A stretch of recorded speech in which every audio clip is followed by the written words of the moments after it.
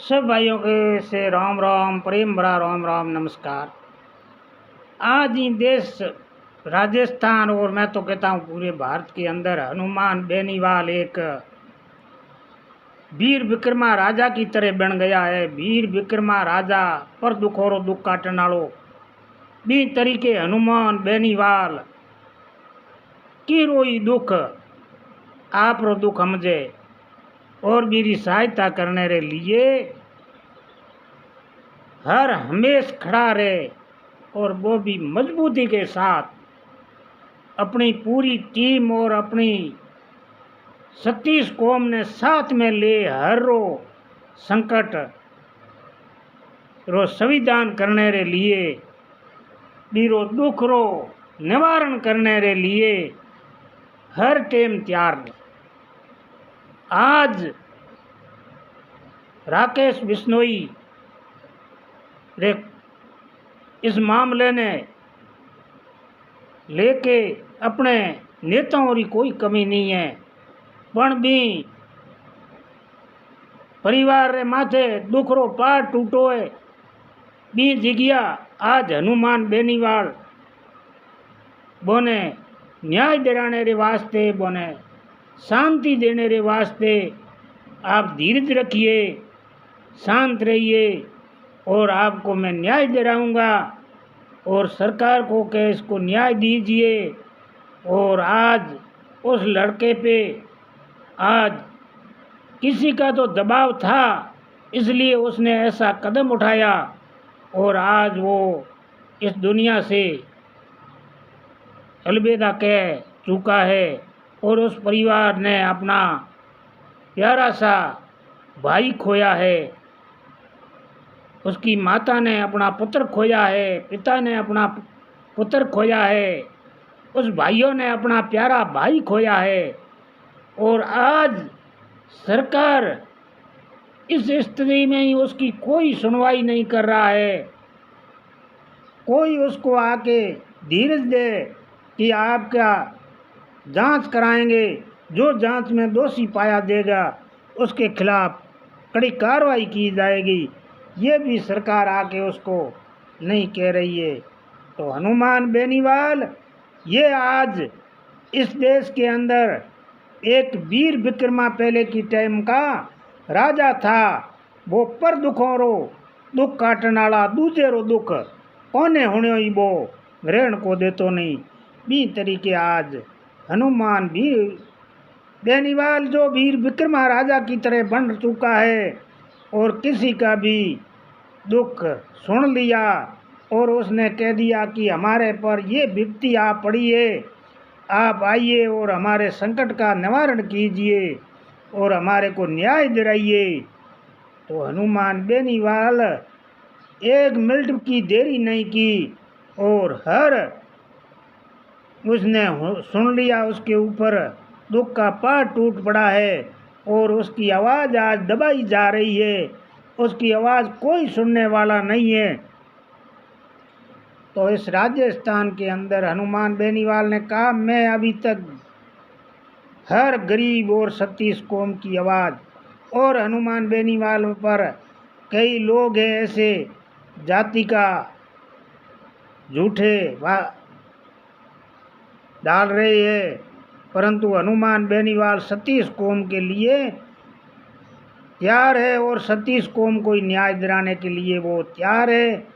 आज वो युवाओं के लिए आज 2-1.5 महीनों बाद धरने पे बैठा है, वो अपने राजस्थान के बच्चों के लिए धरना दे रहा है, बच्चों के लिए रैलियां करा रहा है और इस युवा बच्चों को न्याय दिलाने के लिए, इसको रोज़गार दिलाने के लिए वो धरना दे रहा है और सरकार से लड़ रहा है और सरकार से इस युवाओं को न्याय दिलाने के लिए वो अब दिल्ली की कूच होगा और महारैली होगा। अब भी सरकार नहीं जागी तो अब महारैली होएगा और दिल्ली का घेराव होगा, इसमें कोई दो राय नहीं है। अभी भी सरकार को जागे और सरकार क्यों ये युवाओं को तंग कर रहा है, इस ऊपर पहले तो इसको न्याय ऊपर अन्याय हो रहा है इस ऊपर, और अब न्याय नहीं दे रहा है तो अब दिल्ली की कूच होगा, इसमें कोई दो राय नहीं है। और हनुमान बेनीवाल का ऐलान होते ही 36 कौम, युवा, बुजुर्ग सब उस रैली के अंदर इतनी भीड़ इकट्ठा होगा जो राजस्थान की पुलिस से संभाला भी नहीं जाएगा। आप जयपुर में देख चुके हैं, वो छोटा सा ट्रेलर था, अभी आप देखोगे जब हनुमान बेनीवाल ने ऐलान कर दिया तो आप समझ लेना कि जयपुर से लेके दिल्ली तक लोग इतने इकट्ठे होगा जो उधर तो दिल्ली पहुंच जाएगा और पीछे की लेन जयपुर से भी टूटेगी नहीं, और वहाँ दिल्ली जाएगा और इधर जयपुर में भी लोग रैली की बहुत झलक दिखाएंगे आपको, जो इस राजस्थान की क्या दिल्ली की सरकार की भी नींद उड़ जाएगी। और अभी तक तो ये हल्के में ले रहे हैं, परंतु ये इसकी भूल है और इसका समाधान करो और आप हल्के में मत लो। आप हनुमान बेनीवाल ने हर जाति और हर वर्ग कोई पीड़ित था तो उसके साथ कंधे से कंधा मिला के खड़ा रहा और न्याय दिलाया। तो आज भी जहाँ हनुमान बेनीवाल जाएगा वह न्याय मिलना निश्चय है, इसमें कोई दो राय नहीं है। चाहे टाइम लग जाएगा परंतु न्याय तो होकर ही रहेगा, इसमें कोई दो राय नहीं है। आज हनुमान बेनीवाल को वीर विक्रमा राजा की पदवी दी जाए तो ये भी कम है, कोई इसमें फर्क नहीं है।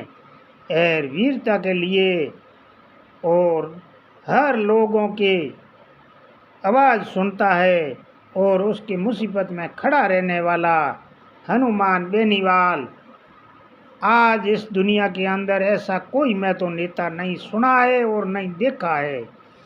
हनुमान बेनीवाल ने कोई भी परिवार पर के इसके अंदर दुख का पहाड़ टूट पड़ा है और इसके साथ अन्याय हो रहा है, तो हनुमान बेनीवाल ने उसकी आवाज़ सुनी और उसको न्याय दिलाने के लिए वो खड़ा रहा और उसको न्याय दिला के भी सांस लिया। तो आज राकेश डॉक्टर बिश्नोई को न्याय दिलाने के लिए भी हनुमान बेनीवाल डट के खड़ा है और उसको न्याय भी मिलना चाहिए और उसकी भी जांच होनी चाहिए, क्या इसके साथ न्याय हुआ है और ये बड़े बड़े अफसर क्या घोटाला करता है और लड़कों पे क्या जुल्म डालते हैं, उसकी सच्ची जांच होनी चाहिए, निष्पक्ष जांच होनी चाहिए। उसमें भी पार्टी पक्ष हो गया तो उसको न्याय नहीं मिलेगा, निष्पक्ष जांच होगा तो भी न्याय मिलेगा। तो न्याय दिलाइए, पीड़ित परिवारों को न्याय दिलाइए और डॉक्टर राकेश बिश्नोई को न्याय दिलाइए। और सरकार कब जागेगी? ये सरकार तो नींद में सोई हुई है। सरकार क्या सोच रही है? सरकारों में बैठे हुए मुख्यमंत्री मंत्री क्या सोच रहे हैं? क्यों नहीं लोगों की आवाज़ सुन रही है? क्यों लोगों की पीड़ितों की आवाज़ दबाई जा रही है? कब सुनी जाएगी? ऐसे ही इस लोगों की, गरीब लोगों की आवाज़ को कुचला जाएगा तो इस राजस्थान का क्या हाल होगा।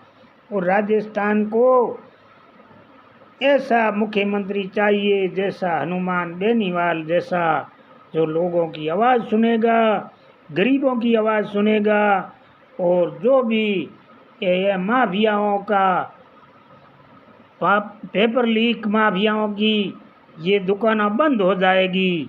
तो सब मेरे भाई, मेरे बंधु, मेरे सब भाई बंधुओं को प्रेम भरा राम राम नमस्कार। जय हो तेजाजी महाराज की, जय हो हनुमान बेनीवाल की जय।